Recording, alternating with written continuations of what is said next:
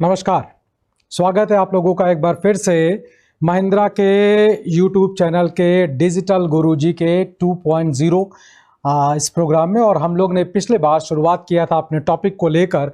वो टॉपिक था हम लोगों का दिल्ली सल्तनत।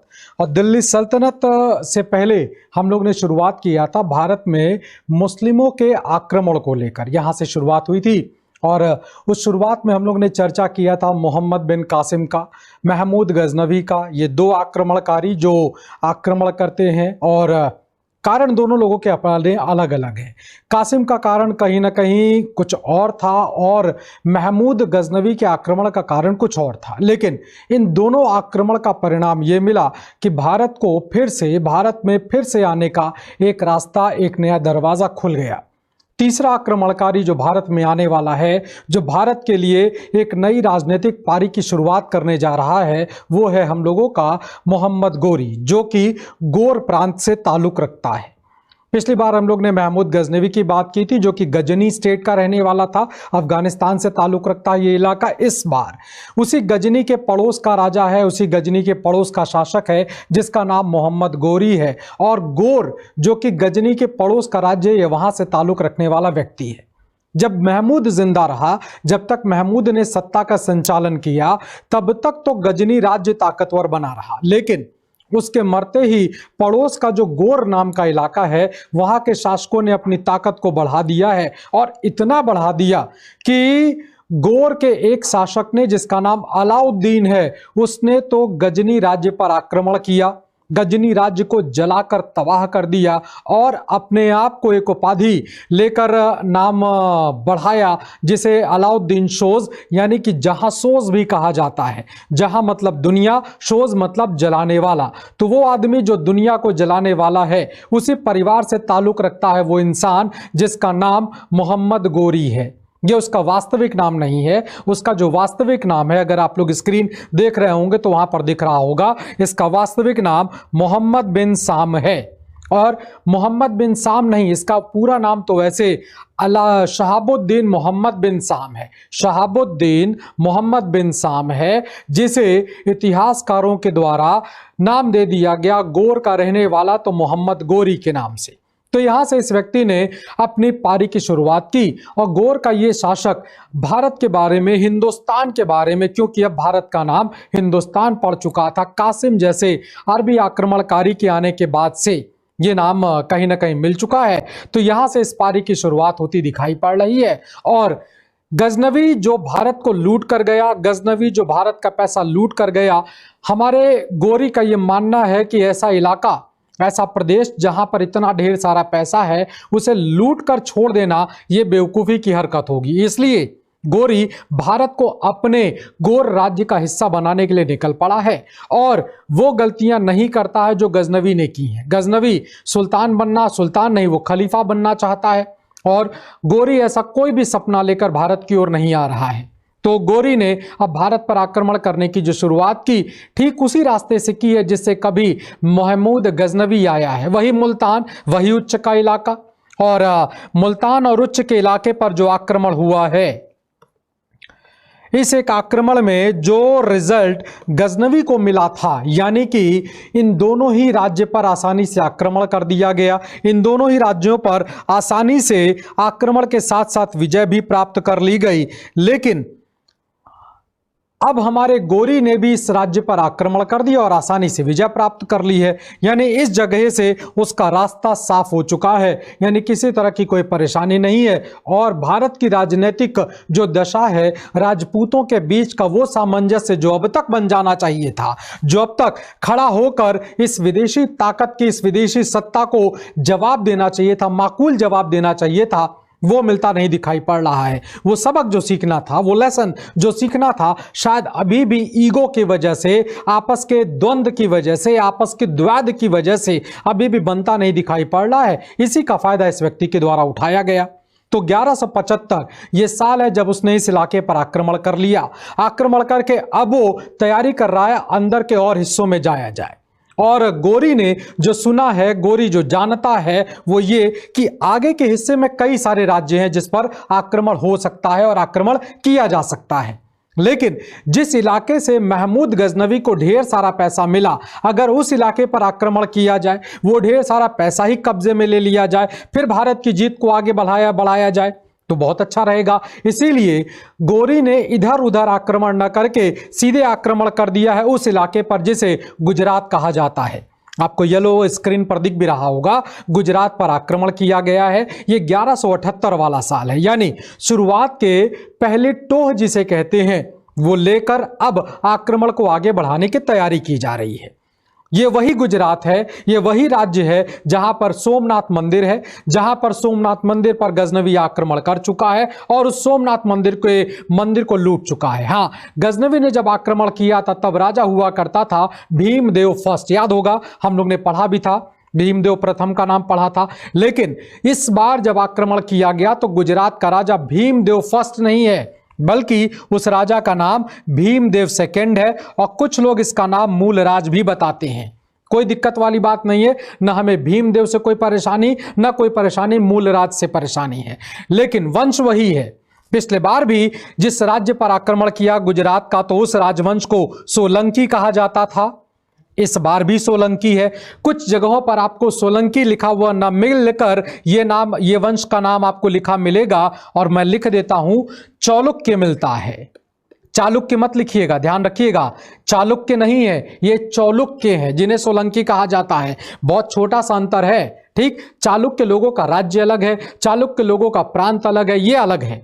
तो दोनों राजवंश अलग है, दोनों राजवंश का समय काल का भी अंतर है। चालुक्य लोग करीब 600 साल पहले रूल कर रहे थे, चालुक्य लोग 600 साल बाद रूल कर रहे हैं। हाँ, उन्हें जो एक प्रचलित नाम दिया गया है सोलंकी, इसी सोलंकी राजवंश पर आक्रमण किया था कभी किसी जमाने में उस व्यक्ति ने जिसे महमूद गजनवी कहा जा रहा था। फिर से इसी राजवंश पर आक्रमण कर दिया गया है, और इस बार आक्रमण जब किया गया तो उसी वंश का राजा है। लेकिन ऐसा बताया जाता है कि इस समय जो राजा भीमदेव या मूल राज है वो अल्पायु का, एक छोटी उम्र का बच्चा है, और इस छोटी उम्र के बच्चे के ऊपर राज्य की जिम्मेदारी है क्या करे क्या ना करे।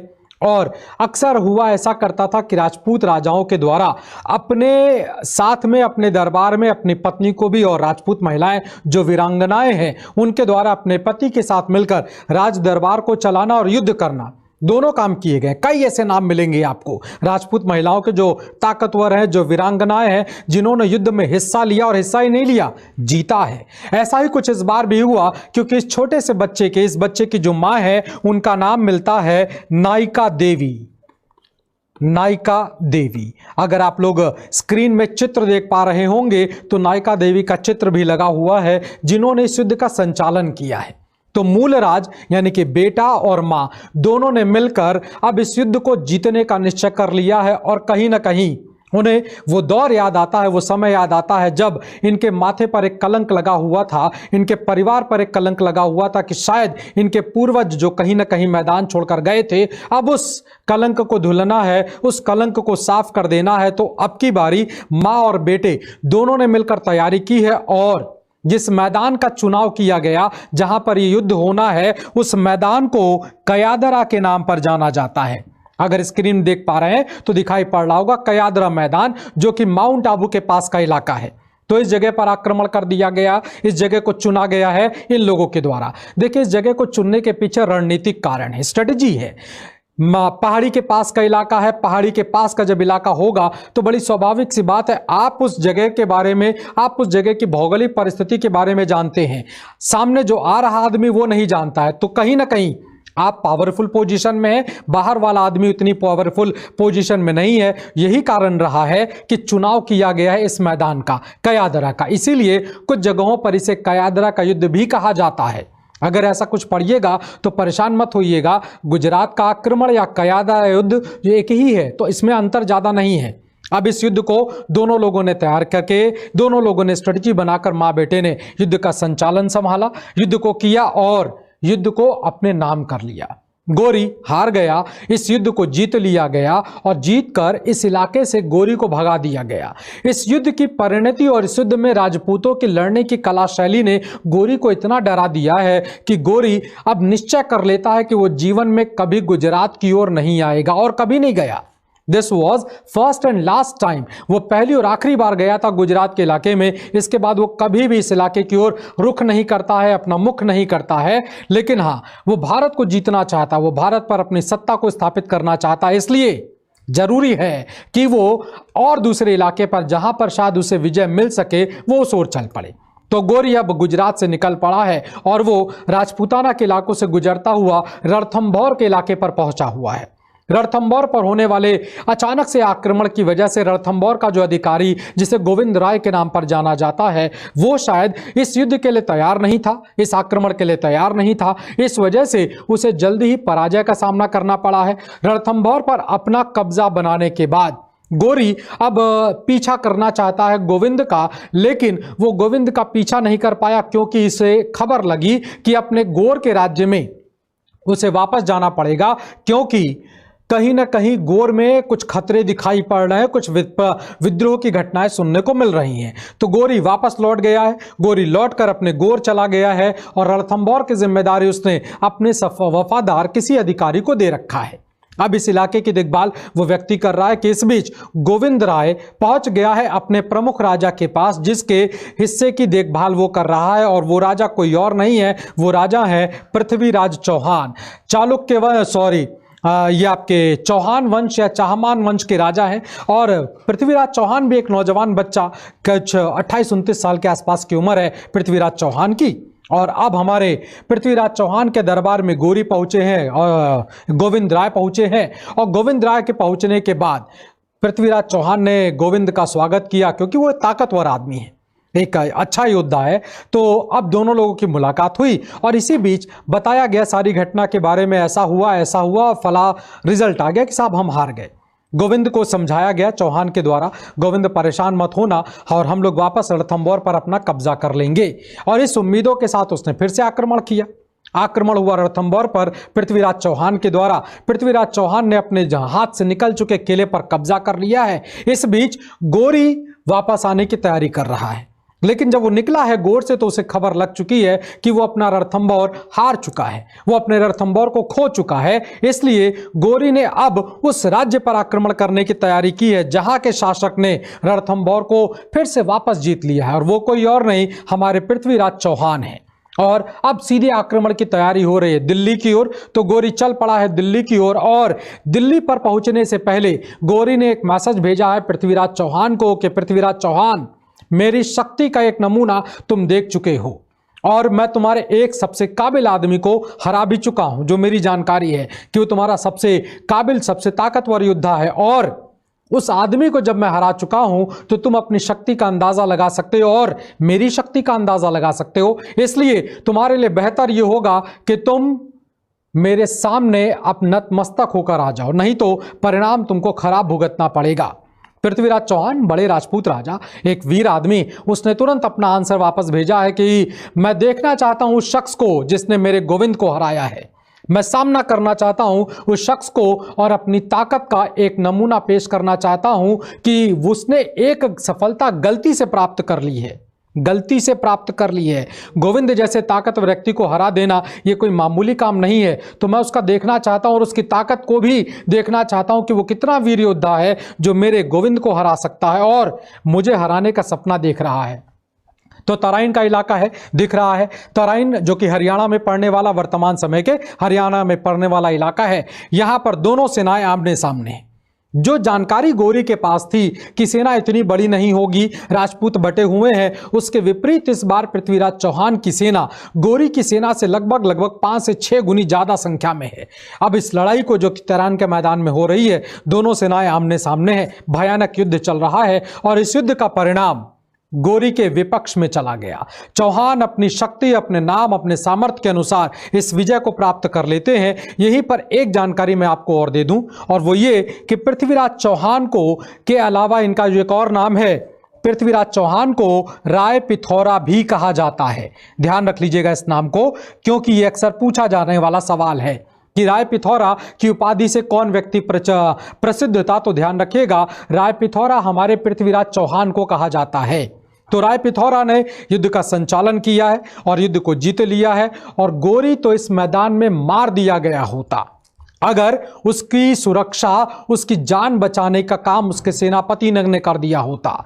चारों ओर से घिर चुका है गोरी, चारों ओर से घिर चुका है और अकेला पड़ गया है। और वो सेना जो कि पृथ्वीराज चौहान साहब के, जिसको गोविंद राय लीड कर रहे हैं, वो लगातार घेरती चली जा रही है गोरी को। और गोरी धीरे धीरे करके अपने सैनिक, अपने सुरक्षा कर्मियों को खोता चला जा रहा है कि अचानक एक तीर निकल पड़ा है जो कि गोरी के घोड़े को लग चुका है। और अचानक से घायल हुआ घोड़ा गिर पड़ा, जिससे गोरी भी गिर पड़ा कि इसी समय मैदान में एक आवाज गूंजती है कि मार दो इस व्यक्ति को। अचानक से अपने मारने की बात सुनकर गोरी परेशान उठकर खड़ा होता है, देखता है कौन है, किसने बोला। और अचानक से उसके हाथों में कोई तलवार, कोई भी हथियार नहीं है। उसकी कमर पर उसकी हाथ गई है, जहां से उसको एक कटार मिल गई है जो कि उसकी कमर में लटक रही है। उसने वो कटार निकाली है और निशाना लगाकर उसे फेंक दिया उस हाथी की ओर जिस पर गोविंद बैठा है। उस कटार की चोट से घायल हुए हैं गोविंद, हल्की फुल्की चोट लगी है, ज्यादा नहीं। और इस बीच अचानक से मोहम्मद गोरी का वो सेनापति जिसका नाम बख्तियार खिलजी है, ये वही आदमी है जो कि कुमार गुप्त वंश के राजा के द्वारा बनवाए गए नालंदा विश्वविद्यालय को तोड़ने का काम करता है। तो कुल मिलाकर अब बख्तियार खिलजी भीड़ में अचानक से कूदता है, अपने राजा को जो कि इधर उधर देख रहा है, क्या करूं और कैसे अपने आप को बचाऊं, उसे खींचकर अपने घोड़े पर बैठाता है और लेकर भाग जाता है। भागते हुए गोरी का पीछा किया गया, लेकिन इसी बीच पृथ्वीराज चौहान ने अपने सैनिकों को रोक दिया है कि देखो, जो आदमी भाग रहा है गोरी, ये पीठ दिखाकर भाग रहा है और हम राजपूत हैं हम राजपूत कभी भी पीठ पर आक्रमण नहीं करते। और जो आदमी युद्ध का मैदान छोड़कर भाग जाए, वो उससे बड़ा डरपोक कोई आदमी नहीं है। और डरे हुए आदमी को मारना ये शोभा नहीं देता हम राजपूतों को। इसलिए राजपूत सैनिक वहां से वापस लौट पाए। चौहान साहब को भी नहीं मालूम है कि ये गोरी अगले साल फिर से वापस लौट आएगा, क्योंकि ये तो गोर के या इन शासकों की एक नीति का परिणाम है कि वो मौका देखकर मैदान छोड़कर भाग भी जाते हैं। और आगे चलकर बाबर इस बात को अपनी किताब में लिखेगा भी। जब हम लोग बाबर की चर्चा करेंगे तो वहां पर इस बात का उल्लेख भी करेंगे कि राजपूत सिर्फ इसलिए हारते हैं क्योंकि वो मैदान से भागना नहीं जानते हैं, और हम मैदान इसलिए जीत जाते हैं क्योंकि समय पड़ने पर हम भाग भी जाते हैं और मैदान में वापस कूद भी आते हैं। ये बाबर का स्टेटमेंट है, आगे चलकर पढ़ेंगे। तो खैर, गोरी भाग गया है, चौहान ने उसे भागता हुआ छोड़ दिया है। और अब एक कुछ 7-8 महीनों की या शायद 1 साल की तैयारी के बाद गोरी वापस तैयारी करके आता है। और तराइन के जिस मैदान से हार कर गया है गोरी, उसी मैदान में वो दोबारा से आकर खड़ा हो गया है। और तराइन की दूसरी लड़ाई अब सामने आने वाली है। इस लड़ाई में दोनों राजा फिर से आमने सामने खड़े हो गए हैं, लेकिन दुर्भाग्यवश इस बार नतीजा पलट गया है। क्योंकि कहा ऐसा जाता है कि इस बार नतीजे में एक गड़बड़ ये हो गई है कि चौहान साहब का साथ देने वाले कुछ राजपूत राजा इस बार चौहान साहब के साथ नहीं है। क्योंकि एक कहानी, एक किताब मिलती है जिसका नाम पृथ्वीराज रासो है। पृथ्वीराज चौहान के राजकवि हुआ करते थे, हम नाम लिख भी देते हैं ताकि आपको नाम क्लियर रहे। वो नाम है चंद्रबरदाई। और चंद्रबरदाई साहब की किताब आप सभी लोग जानते हैं, यहां ऊपर की ओर लिख देता हूं, उसे पृथ्वीराज रासो के नाम पर जाना जाता है। पृथ्वीराज रासो। ये एक अलग बात है कि ये किताब वास्तविक रूप से आज तक नहीं मिली है, लेकिन एक बात का और ध्यान रखिएगा, ये हमारी हिंदी भाषा का एकमात्र महाकाव्य है। हिंदी भाषा का महाकाव्य है ये, ध्यान रखिएगा। ये सवाल पूछा जा चुका है, इसलिए मैं आपसे पूछ रहा हूं, ठीक है ना। तो हिंदी भाषा का महाकाव्य है। जिस तरह से रामायण और महाभारत को महाकाव्य कहा जाता है, ठीक उसी प्रकार से ये भी आपका एपिक ग्रंथ में यानी कि महाकाव्य में आता है। तो हिंदी का एकमात्र महाकाव्य पृथ्वीराज रासो। इस पृथ्वीराज रासो से एक बात पता चलती है कि पृथ्वीराज चौहान ने अपने पड़ोस के गहड़वाल वंश के राजा जयचंद की बेटी जिसका नाम संयोगिता है, उसके साथ विवाह किया, और वो भी भाग कर किया है। और इस बात से नाराज जयचंद के द्वारा इस युद्ध में गोरी का साथ दिया गया है। और इसीलिए कुछ एक इतिहासकार जयचंद्र को भारत का पहला विद्रोही, देशद्रोही भी करार देते हैं। तो जयचंद्र अब विपक्ष में चला गया है। कई एक राजपूत राजा युद्ध में नहीं शामिल हुए हैं, बस यही से नुकसान हो गया है। उन राजपूत राजाओं की शक्ति अगर मिल गई होती तो इस लड़ाई का भी नतीजा वही होता जो पहली वाली लड़ाई का हुआ है। खैर, ऐसा नहीं हुआ। इस बार हमारे पृथ्वीराज चौहान हार गए हैं, पराजित हो गए हैं। और पराजित चौहान के बारे में, अंतिम नतीजे के बारे में बता पाना थोड़ा मुश्किल काम है, क्योंकि कुछ लोग कहते हैं कि पृथ्वीराज चौहान इस मैदान में हार गए हैं और वो मार दिए गए हैं। कुछ लोगों ने कहा मार दिए गए, कुछ लोग कहते हैं मारे नहीं गए, बल्कि उन्होंने गोरी की अधीनता को स्वीकार कर लिया। वो उसके गुलाम के तौर पर, उसके अधीनस्थ राजा के तौर पर उसकी स्लेवरी को अडॉप्ट कर लेते हैं। शाकंभरी वो इलाका है, यहां पर लिख देता हूं ताकि आपको दिखाई पड़े। शाकंभरी, जिसे आजकल हम लोग अजमेर कहते हैं, जिसे चौहान वंश के ही एक राजा जिनका नाम अजय राज हुआ करता था, उनके द्वारा स्थापित किया गया था अजमेर का, जिसका पुराना नाम शाकंभरी हुआ करता था। तो शाकंभरी इलाके का राजा बना दिया गया पृथ्वीराज चौहान को। ये दूसरी बात है। तीसरी बात कही जाती है कि गोरी ने गिरफ्तार कर लिया है आपके पृथ्वीराज चौहान को और उनके दरबारी कवि चंद्रबरदाई को, और दोनों को गोर ले जाया गया, जहां पर पृथ्वीराज चौहान को अंधा करवा दिया गया है। और इसी बीच पृथ्वीराज चौहान ने अपने राजकवि चंद्रबरदाई से एक मैसेज भिजवाया गोरी के पास। मैसेज में यह कहा गया कि मेरे राजा, मेरे पृथ्वीराज चौहान अंधे तो हैं, लेकिन वो तीर निशाने पर लगा लेते हैं। उनके पास शब्दभेदी बाण चलाने की कला है, और दुनिया में उस समय के जमाने में किसी और राजा के पास ये योग्यता नहीं है, सिर्फ और सिर्फ पृथ्वीराज के पास है। और कभी किसी जमाने में एक राजा हुआ करते थे जिनका नाम दशरथ, जो त्रेता युग में भगवान राम के पिताजी हुआ करते थे, उनके पास ये कला थी। तो धरती पर सिर्फ दो लोगों के पास ये कला है, एक का नाम पृथ्वीराज चौहान जो वर्तमान समय में है, और एक त्रेता युग में हो चुके राजा है, और कोई नहीं जानता।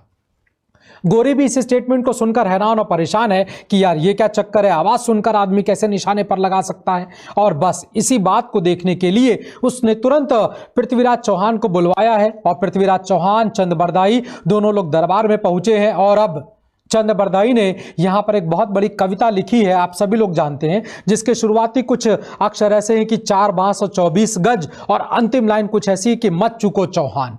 इस पूरी कविता के माध्यम से चंद्रबरदाई के द्वारा पृथ्वीराज चौहान को गोरी की पूरी सिचुएशन बता दी गई कि कितनी दूर पर, और जो उसका सिंहासन है वो कितनी ऊंचाई पर है, और इस तरह से तीर चलाइएगा मेरे महाराज, माय किंग, कि ये गोरी मर जाए और आपके अपमान का बदला भी पूरा हो जाए।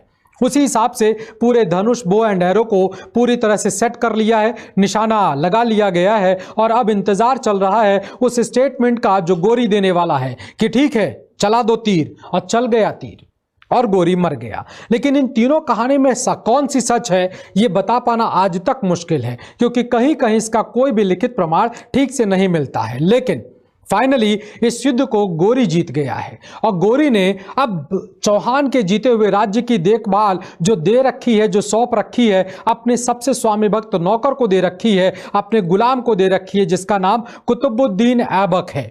आगे चलकर हम लोग कुतुबुद्दीन ऐबक के बारे में पढ़ेंगे। तो कुल मिलाकर अब भारत की देखभाल गोरी के अधिकारी के पास में है, जिसका नाम कुतुबुद्दीन ऐबक है, और वो जयचंद, जो कि इस उम्मीद से मदद कर बैठा था कि चौहान हार जाएगा, चौहान मार दिया जाएगा, और उसके बाद दिल्ली का वो इलाका जो उसके दादाजी विजय चंद्र साहब जो प्राप्त करना चाहते थे, जो नहीं मिल पाया, वो शायद अब मुझे मिल जाएगा, इसी उम्मीद से मदद कर बैठे। लेकिन गोरी किसी भी कीमत में भारत का कोई भी हिस्सा अपने हाथ से जाने नहीं देना चाहता था, इसीलिए अब उसने जयचंद के साथ भी लड़ाई कर ली है। और गोरी और जयचंद की जो लड़ाई हो रही है वो कन्नौज के पास एक मैदान है जिसे चंद्रवार या चंदावार कहा जाता है। कुछ जगहों पर यह ऐसा लिखा हुआ है, चंदावार या चंद्रवार। 1194 में लड़ाई होती है, और इस भयानक लड़ाई में जयचंद पराजित हो जाते हैं, जयचंद की मृत्यु हो जाती है, वो युद्ध के मैदान में मार दिए गए। जयचंद की मात्र एक संतान थी, वो कोई और नहीं, वो उनकी बेटी थी जिसका नाम संयोगिता था, जिसका विवाह पृथ्वीराज चौहान से हो चुका है, बेटा कोई है नहीं। तो कन्नौज से लेकर इलाहाबाद, आजकल का वर्तमान प्रयागराज, और बनारस का पूरा इलाका अब गोरी के हाथ में चला गया, और गोरी इस पूरे हिस्से की देखभाल की जिम्मेदारी अपने अधिकारी को सौंप चुका है, जिसका नाम कुतुबुद्दीन ऐबक है। तो अब इस हिस्से की देखभाल कुतुबुद्दीन ऐबक करेगा और गोरी इस बीच भारत में आता है, भारत से गोर चला जाता है, वो अपने इस पूरे हिस्से की देखभाल करता चला जा रहा है। और इसी दौरान 1205 में गोरी ने आक्रमण कर दिया है सिंध के इलाके पर। सिंध के इस इलाके पर जब आक्रमण किया गया तो ये दूसरी बार ऐसा परिस्थिति बन गया 1205 में कि गोरी एक बार फिर मार दिया गया होता, लेकिन इस बार भी उसकी जान किसी उसके अधिकारी के द्वारा बचा ली गई। और वो अधिकारी कोई और नहीं था, वो इल्तुतमिश था, जो कुतुबुद्दीन का गुलाम था, जिसने अपने मालिक के मालिक को घिरा हुआ देखकर उन्हें बचाने का काम कर लिया, उन्हें बचा लिया है। और इसी दौरान गोरी ने कुतुबुद्दीन को बुलाकर इल्तुतमिश को इनाम दिया है, इकराम दिया है कि इस व्यक्ति को दास्ता से मुक्त कर दिया जाए। और 1205 के इस युद्ध को जीतकर वो कुछ समय तक यहाँ पर रहकर वापस जा रहा है। और वापस जाने के ही दौरान 15 मार्च 1206 को गोरी जब लौट रहा है तो झेलम नदी के किनारे, वो झेलम नदी के किनारे एक इलाका पड़ता है जिसे दमयक के नाम पर जाना जाता है, ये पाकिस्तान में पड़ने वाला इलाका है। वहाँ पर शाम की नमाज को पढ़ने के लिए वो नदी के किनारे पहुँचा है, जहाँ पर उस इलाके के, सिंध के इलाके के रहने वाले कुछ हिंदू समुदाय, जिन्हें हमारे किताबों में खोखर लिखा जाता है, उन्होंने और इस्लाम धर्म के एक शिया मत के लोगों के द्वारा मिलकर, क्योंकि 1205 के सिंध के आक्रमण में इन्हीं दोनों समुदाय के लोगों को मारा गया है, बुरी तरह से काटा गया है, तो यही वो लोग जंगल में छिपे हुए थे कि अचानक उनको गोरी दिखाई पड़ा है, जो बिल्कुल अकेले दिखाई पड़ रहा है। और अब उसने, इन सभी समुदाय के लोगों ने गोरी को अकेला पाते हुए उसकी हत्या कर दी, उसको मार दिया है। और अब गोरी के मरने के बाद एक बड़ी समस्या पैदा हो रही है कि गोर का राजा कौन बनेगा, भारत की देखभाल कौन करेगा। ये जाट लोग हैं, हिंदू समुदाय के जाट वर्ग से आते हैं ये लोग। तो अब गोर की देखभाल कौन करेगा, भारत की देखभाल कौन करेगा? तो भारत की देखभाल तो गोरी के गुलाम के पास है, जिसका नाम कुतुबुद्दीन ऐबक है। और अब गोर की बात आती है तो देखिए, गोरी का कोई बेटा नहीं है। एक बहुत बड़े इतिहासकार हैं जो कि गोरी के और कुतुबुद्दीन के दरबार में हैं, जिन्हें हसन निज़ामी के नाम पर जाना जाता है। और उनकी किताब है जिनका नाम ताजुल मासिर है। इस किताब में एक रेफरेंस मिला है, एक जानकारी मिलती है कि हसन निज़ामी ने गोरी से एक बार सवाल पूछा कि मेरे मालिक, आप इतना बड़ा साम्राज्य बना रहे हो किसके लिए? कोई बेटा तो है नहीं आपका। तो गोरी ने निज़ामी को एक उत्तर दिया और बड़ी कड़े आवाज़ में उत्तर दिया कि आज तुमने निज़ामी बोल दिया है कि मेरा कोई बेटा नहीं है, आज के बाद मत बोलना, क्योंकि ये जो मेरे गुलाम है, जिन्हें गुलाम कहा जाता है, ये बेटे हैं मेरे, ये बच्चे हैं मेरे। मैं जो दिन रात मेहनत करके इतना बड़ा साम्राज्य, इतना बड़ा अंपायर जो खड़ा कर रहा हूं, वो इन्हीं बच्चों के लिए खड़ा कर रहा हूं, क्योंकि मेरे बाद गद्दी पर जो बैठने वाला शख्स होगा वो इनके साथ क्या व्यवहार करेगा मुझे मालूम नहीं है।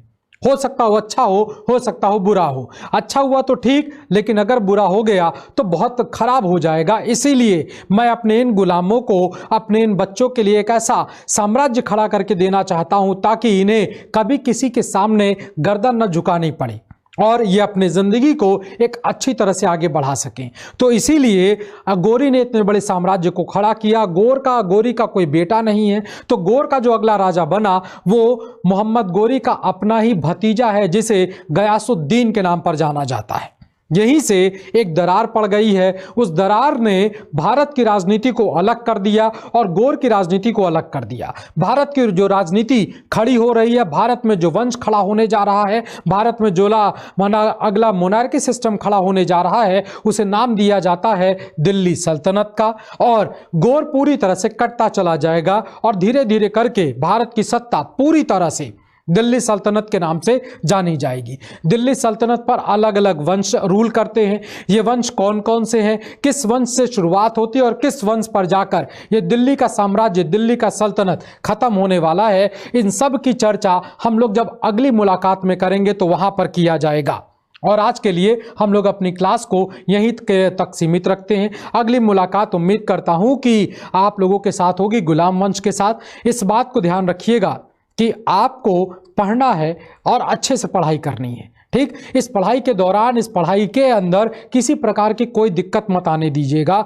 ढेर सारे त्यौहार आने जा रहे हैं, इन त्यौहारों का पूरा लुत्फ उठाइएगा, पूरे त्यौहार मनाइएगा, लेकिन एक त्यौहार बचा रहेगा जो कि आपके सिलेक्शन के बाद मनाया जाएगा। तो इसलिए अपने सिलेक्शन को ध्यान रखिएगा। उस सिलेक्शन में, उस प्रतियोगिता में, उस कंपटीशन में आप फेल ना होने पाए, आप सफल रहें, आप अच्छे योद्धा की तरह से युद्ध को जीते। इसमें जो भी हम लोगों के द्वारा मदद दी जा सकती है, जो भी हम लोग आपके लिए कर सकते हैं, वो करेंगे। अपने लाइक के हिस्से को ध्यान में रखिएगा, लाइक करते रहिएगा, अपने कमेंट भी करते रहिएगा और शेयर भी करते रहिएगा और सब्सक्राइब भी करते रहिएगा, क्योंकि इन सारे माध्यम से आपकी दिक्कतें, परेशानियां और कितनी लगन के साथ आप मेहनत कर पढ़ाई कर रहे हैं, इसकी जानकारी हम लोगों को मिलती रहेगी। तो धन्यवाद, नमस्कार। अगली मुलाकात गुलाम मंच के साथ। Thank you.